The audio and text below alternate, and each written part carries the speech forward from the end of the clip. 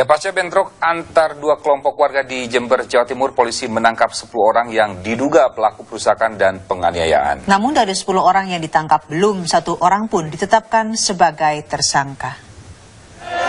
Saya habis semua. Untuk mengantisipasi bentrokan susulan, polisi dibantu TNI masih berjaga-jaga di sekitar lokasi. Pengamanan diperketat karena sejumlah warga masih mempersenjatai diri mereka masing-masing.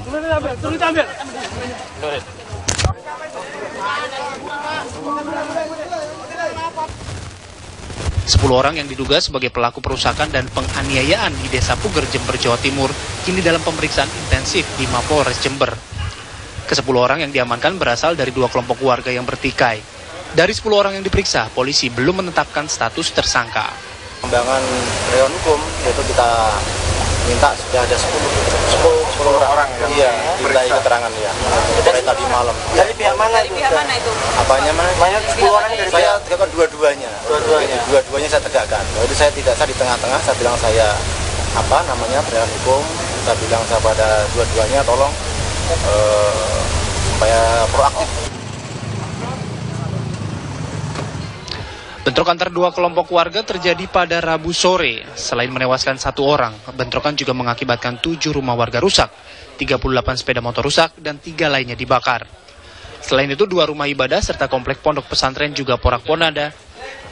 Selain itu, 2 rumah ibadah serta komplek pondok pesantren juga porak-poranda akibat diserang massa. Dari Jember, Jawa Timur, Samsul Khoiri, TV One mengabarkan.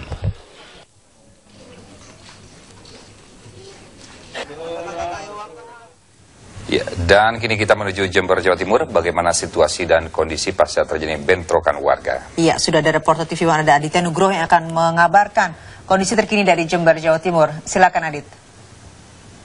Baik, Divi dan Sinta, pasca bentrokan yang terjadi di Pondok Pesantren Darus Solihin, kedua kelompok massa ini masih saat ini dalam kondisi yang relatif kondusif.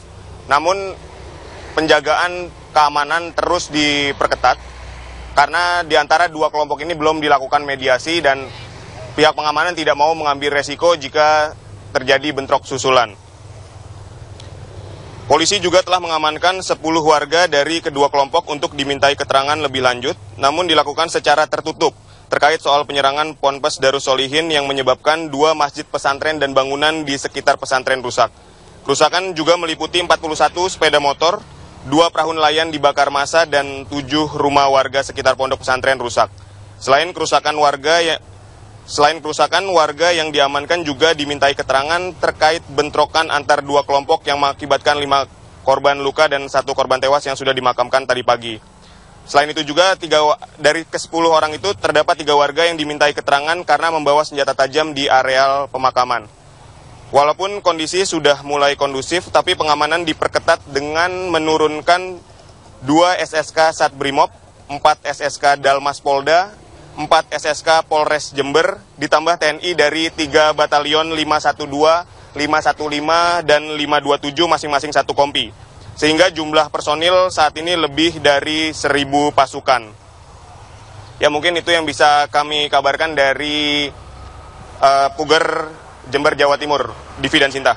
Iya, lalu bagaimana dengan warga sendiri setelah pasca bentrokan yang terjadi kemarin? Apakah mereka sudah mulai normal aktivitasnya atau mereka masih khawatir akan terjadi aksi bentrokan susulan, Adit? Ya, saat ini warga dari kedua kelompok yang bertikai ini ada di masing-masing kubu atau di masing-masing base camp mereka masing-masing. Yang satu di Pondok Pesantren Darus Solihin dan yang satu lagi tentunya di rumah masing-masing yang malam nanti katanya akan menggelar semacam tahlilan dari salah satu rekan mereka yang meninggal dunia. Dan kami juga baru mendapatkan informasi, tadi ada rencana massa yang akan bergerak dari luar daerah menuju Puger.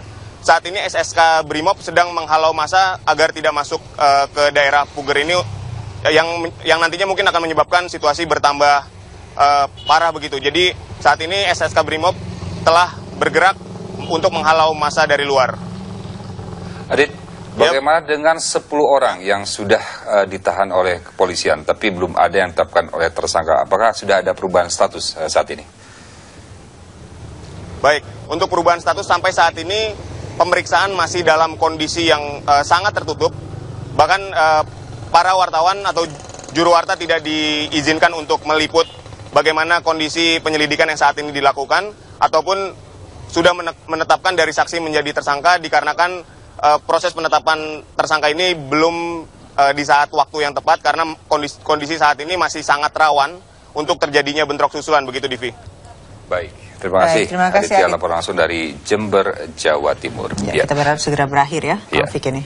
Dan yang seperti kita ketahui bahwa kasus-kasus kekerasan yang dipicu konflik keagamaan masih terus terjadi di sejumlah daerah. Konflik keagamaan yang paling parah terjadi adalah kasus bentrok di Kecamatan Omben, Sampang, Madura, Jawa Timur pada 26 Agustus 2012.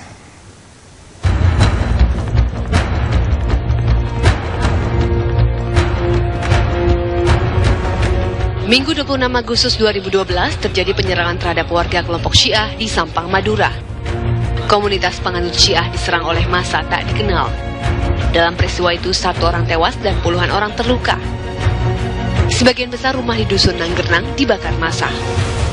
Akibat peristiwa itu lebih dari 350 orang mengungsi. Selama 10 bulan para korban bentrok mengungsi di Gor Sampang sebelum akhirnya 20 Juni 2013 dipindahkan ke rumah susun Pupo Agro, Sidoarjo, Jawa Timur.